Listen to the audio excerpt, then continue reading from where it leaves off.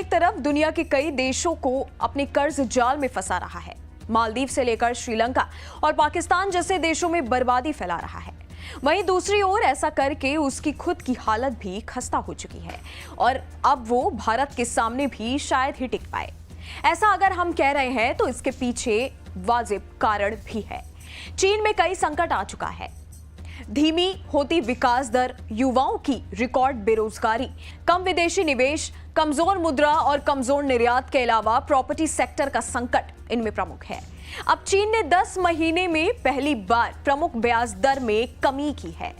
चीन ने इकोनॉमी की सेहत दुरुस्त करने के लिए बड़ा फैसला लिया है। चीन ने रिजर्व रेशियो की जरूरत में 50 बेसिस पॉइंट की कटौती करने का फैसला किया है। ये कटौती 5 फरवरी से लागू होगी। दरअसल ग्रोथ को बढ़ाने के लिए चीन ने ये कदम उठाया है, लेकिन अगर यहां से भी ग्रोथ रेट में तेजी नहीं आई तो फिर चीन के लिए आने वाले दिन काफी मुश्किल भरे साबित होंगे। अब चीन के पास इंटरेस्ट रेट घटाने की गुंजाइश भी कम हो गई है। चीन का ये आर्थिक संकट काफी हद तक ब्याज दरों की नीतियों की ही देन है। चीन ने पहले तो सेविंग्स पर काफी कम ब्याज दरें रखी थी और अपने चहेते कारोबारियों को सस्ते कर्ज बांटे थे। चीन की सरकार की इन नीतियों और सेविंग्स के कम ब्याज की वजह से लोगों ने पैसे को बैंक में जमा करने की जगह घर में बचाना शुरू कर दिया। इससे वहां पर कंज्यूमर स्पेंडिंग घट गई और अपनी क्षमता से कम डिमांड का असर वहां के उत्पादन पर पड़ना शुरू हो गया। चीन में जीडीपी के 40% के बराबर रकम इन्वेस्टमेंट की जा रही है। इन्वेस्टमेंट के लिहाज से यह बेहद बड़ा आंकड़ा है। खासकर चीन की औसत उम्र में हो रही बढ़ोतरी के मद्देनजर ये खराब फैसला माना जा सकता है।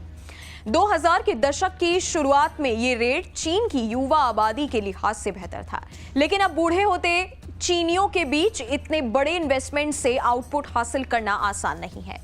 ऐसा नहीं है कि ये संकट चीन को दिखाई नहीं दे रहा था, लेकिन ये संकट कुछ ऐसा था कि इसने आने में तो देरी की, लेकिन जब आया तो इतनी तेजी से फैला कि चीन की सरकार के पास इसे संभालने के लिए वक्त और मौके ही नहीं बचे।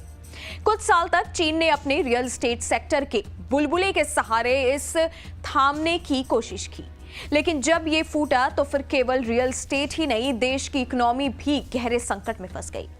चीन की इकोनॉमी पर आए संकट का असर धीमी होती विकास दर के तौर पर सामने आया। हालांकि इसमें भी कहा जा रहा है कि जिस हिसाब से वहां पर समस्याओं का अंबार लग गया है, उसे देखते हुए चीन के ग्रोथ रेट के आंकड़ों पर भरोसा करना मुश्किल है। चीन में इस समय युवाओं की बेरोजगारी रिकॉर्ड स्तर पर पहुंच गई है। वहां पर विदेशी इन्वेस्टमेंट लगातार घट रहा है। चीन की मुद्रा युआन कमजोर होती जा रही है और निर्यात में भी गिरावट आ रही है। चीन की आर्थिक समस्याओं का केंद्र इसका रियल एस्टेट सेक्टर है। लोगों ने वहां पर किसी भी दूसरे इन्वेस्टमेंट की जगह प्रॉपर्टी में पैसा लगाया, लेकिन वहां पर कर्ज मिलने में मुश्किल आने से रियल एस्टेट मार्केट डूबने की कगार पर पहुंच गया। संपत्ति के लिहाज से मालामाल होने वाले लोग घरों के दाम घटने से बर्बाद होने लगे, जिसमें सबसे ज्यादा नुकसान डेवलपर्स को हुआ।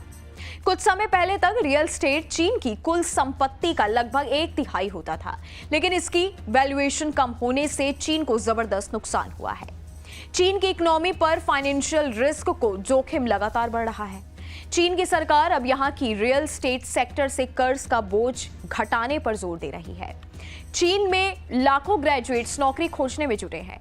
देश में 16 साल से 25 साल के बीच के 21% से ज्यादा युवा काम तलाश रहे हैं।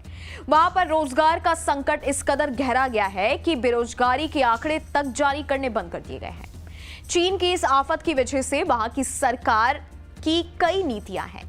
चीन की औसत सालाना आय $12,850 है और यहां के लगभग 40% लोग अभी भी ग्रामीण क्षेत्रों में ही निवास करते हैं। चीन ने पिछले कुछ समय से जारी अपने खराब आर्थिक हालात को छिपाने के बाद पिछले साल पहली बार माना था कि वहां पर आर्थिक संकट जारी है। शी जिनपिंग ने 10 साल में पहली बार आर्थिक चुनौतियों का जिक्र किया था।